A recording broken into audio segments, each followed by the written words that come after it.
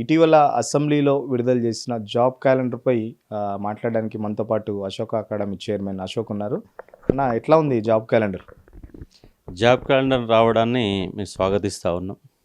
ఎందుకంటే ఒక తేదీ ప్రకారం ఎగ్జామ్ రాసుకోవడానికి, రాయాలా వద్దని తెలుసుకోవడానికి జాబ్ క్యాలెండర్ మంచిగా ఉపయోగపడుతుంది. మీ జాబ్ క్యాలెండర్ ఇవ్వడం స్వాగతిస్తూ ఉన్నాం. కానీ వాళ్ళు ఇచ్చిన జాబ్ క్యాలెండర్ విద్యార్థులని మభ్యపెట్టే విధంగా ఉంది. వాళ్ళు ఏమన్నారంటే ఎన్నికలకు అధికారంలోకి రావడానికి ముందు డిసెంబర్ 9లోగా, అంటే సంవత్సరంలోగా 2 లక్షల ఉద్యోగాలు ఇస్తామని చెప్పారు. సంవత్సరంలోగా 2 లక్షల ఉద్యోగాలు. 2024 సంవత్సరం ఎన్ని ఉద్యోగాలు ఇచ్చారు? అంటే వాళ్ళు ఇచ్చినటువంటి ఉద్యోగాల సంఖ్య 2024 సంవత్సరాన్ని కనుక మనం చూస్తే కేవలం 6,000 ఉద్యోగాలు. డిఎస్సిలో 4,500 ఉద్యోగాలు ఇచ్చారు. అది రేపు ఆగస్టు ఇవాళతో ఎగ్జామ్స్ అయిపోతున్నాయి. సెప్టెంబర్లోగా అవి ఇవ్వడానికి అవకాశం ఉంది. అంటే గత గవర్నమెంట్వి 6,500 ఉద్యోగాలు అయితే ఈ గవర్నమెంట్ 4,500 ఉద్యోగాలు అంతే. అలాగే గ్రూప్ 1లో 60 పోస్టులు పెంచారు. దాంతోపాటుగా హెల్త్ డిపార్ట్మెంట్లో ఒక 1000 పోస్టుల వరకు నింపారు. అదే వాళ్ళు ఇచ్చిన ఉద్యోగాలు 2024 సంవత్సరంలో.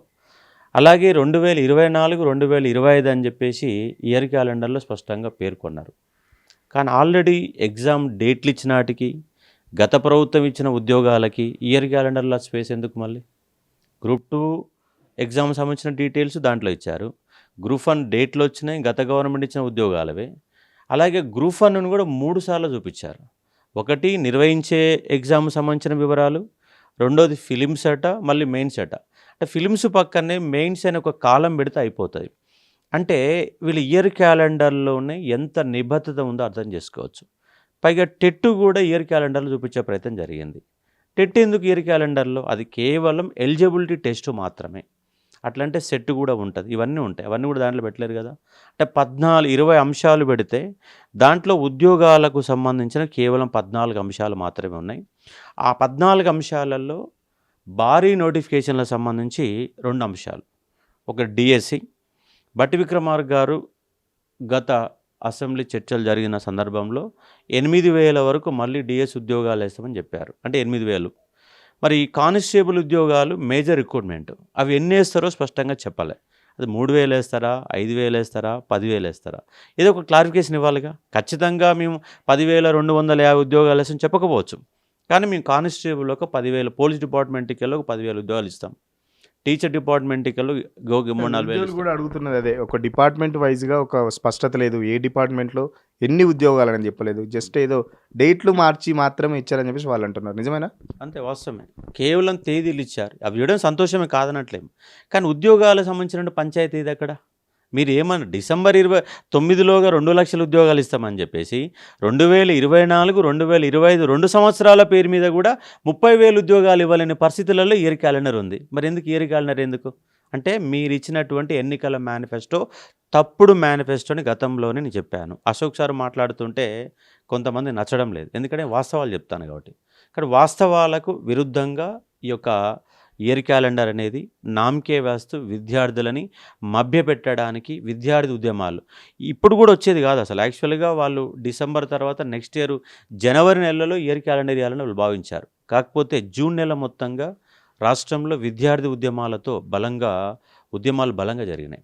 ఎందుకంటే మీరు అధికారంలోకి వచ్చారు, 8 నెలలు అవుతుంది, ఒక ఉద్యోగం నింపడం లేదన్నటువంటి ఉద్యమాలు. నేను జూను 10వ తారీఖు నాడు జంగు సైరన్ మోగించి 5,000 మందితో ఒక మీటింగ్ పెట్టాము.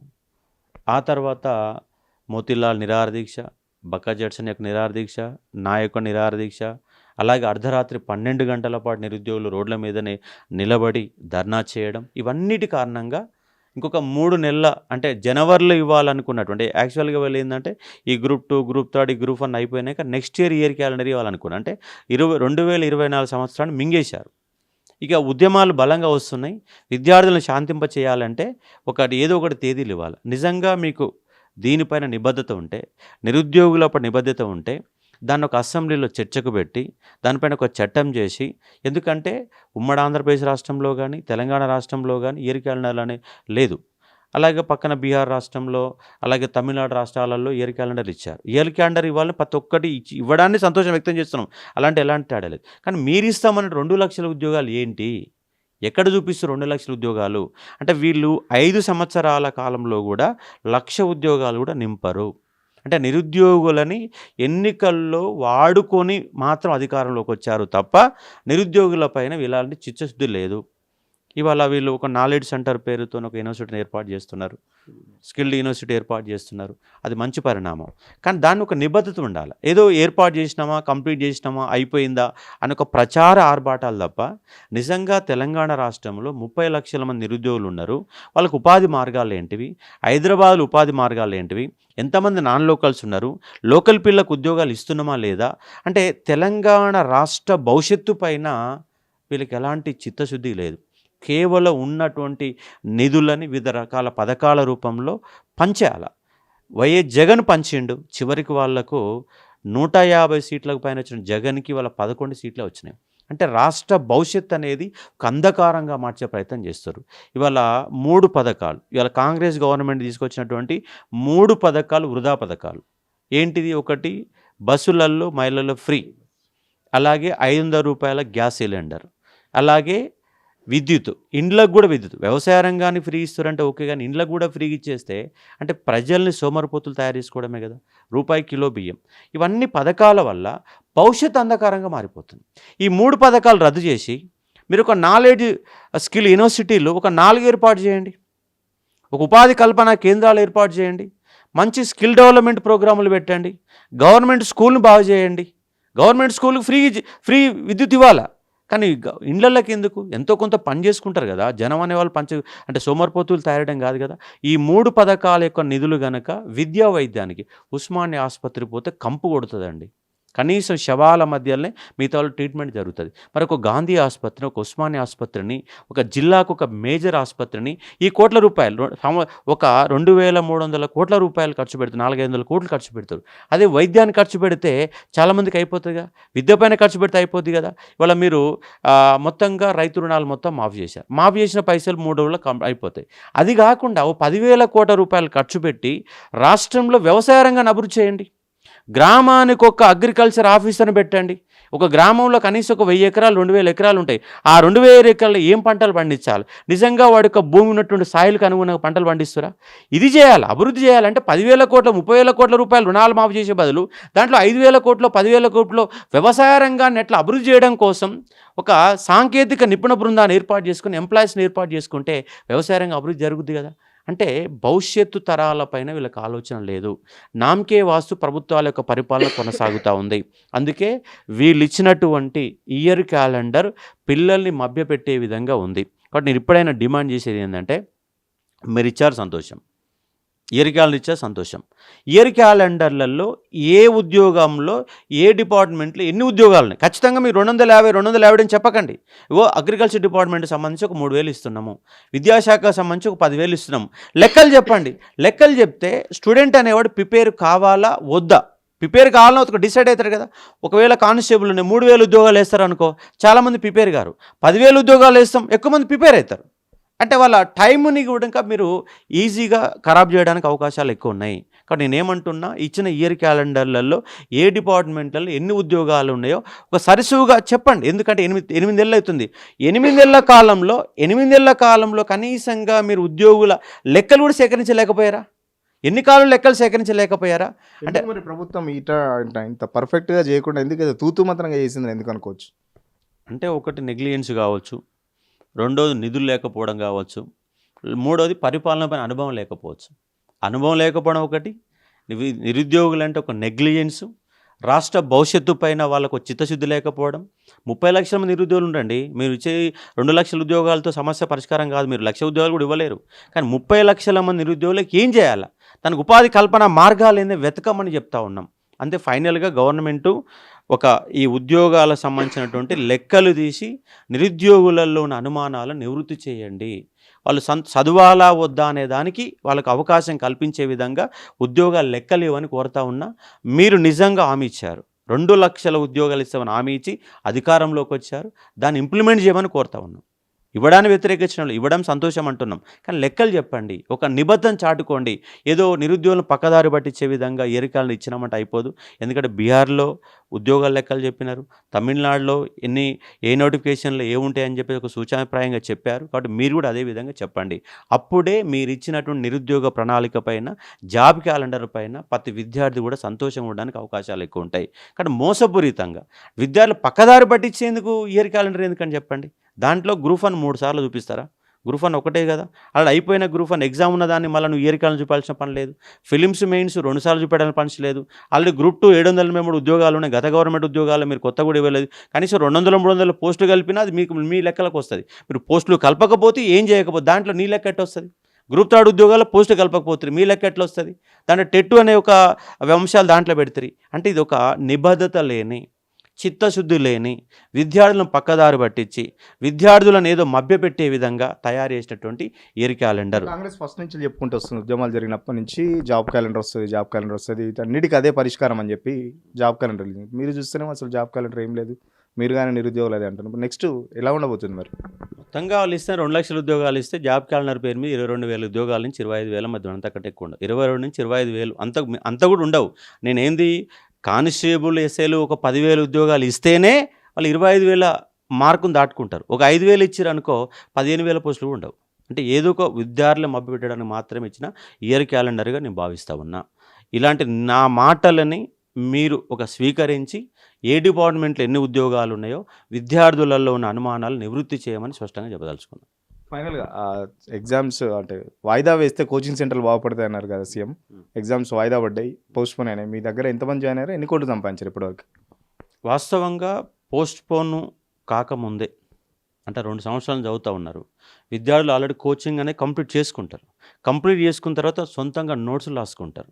ఆల్రెడీ పుస్తకాలను చదివి ఉంటారు. ఆ పుస్తకాలలో అండర్లైన్ రాసుకొని ఉంటారు. అంటే వాళ్ళు పోస్ట్పోన్ అయిన తర్వాత కేవలం వాళ్ళు రాసుకున్నటువంటి సొంత నోట్స్ల మీద ఆధారపడతారు.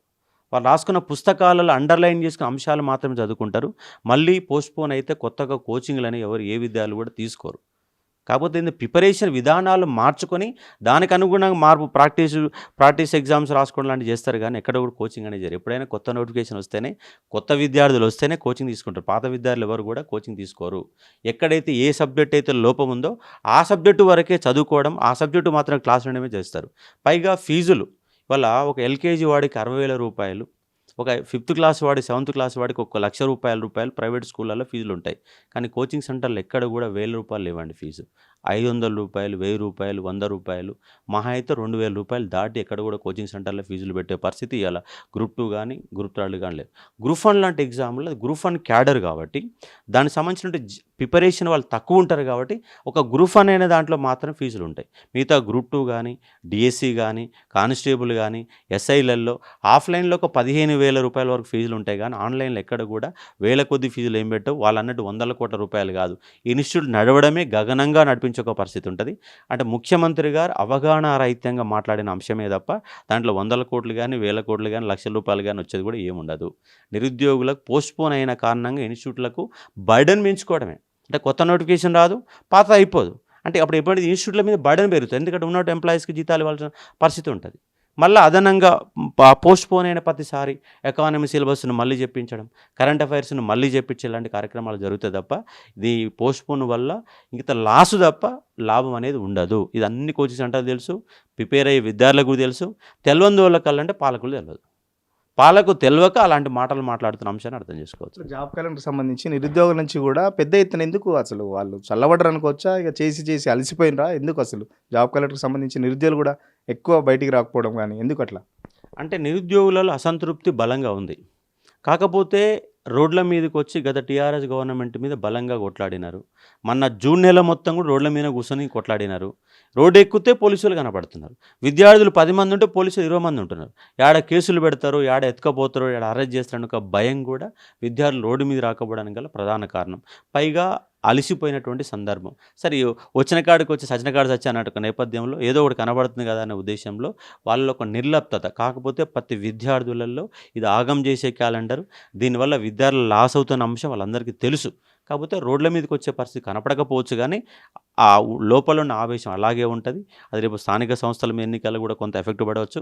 వచ్చే ఎన్నికల వరకు ఏ నిరుద్యోగులు కూడా కాంగ్రెస్ పార్టీ నమ్మే ఒక పరిస్థితి ఉండదు. ఎందుకంటే చిత్తశుద్ధితో నిజంగా మేము ఇది చేస్తాం, ఇది చేయలేం, హామీ ఇచ్చినాం కానీ చేయలేకపోతున్నాం. చేయకపోవడం గల కారణం ఏంటంటే బడ్జెట్ ఉంది, లెక్కలు ఉన్నాయి, ఇది కాదు వచ్చే సంవత్సరం వేస్తాం అని చెప్పాలి, వాస్తవాలు చెప్పే ప్రయత్నం చేయాలి, కన్విన్స్ చేసే ప్రయత్నం చేయాలి. కన్విన్స్ చేయకపోగా పక్కదారి పట్టించే విధంగా మళ్ళీ దానికి ప్రచార ఆర్భాటాలు, ఇంక పాలాభిషేకాలు.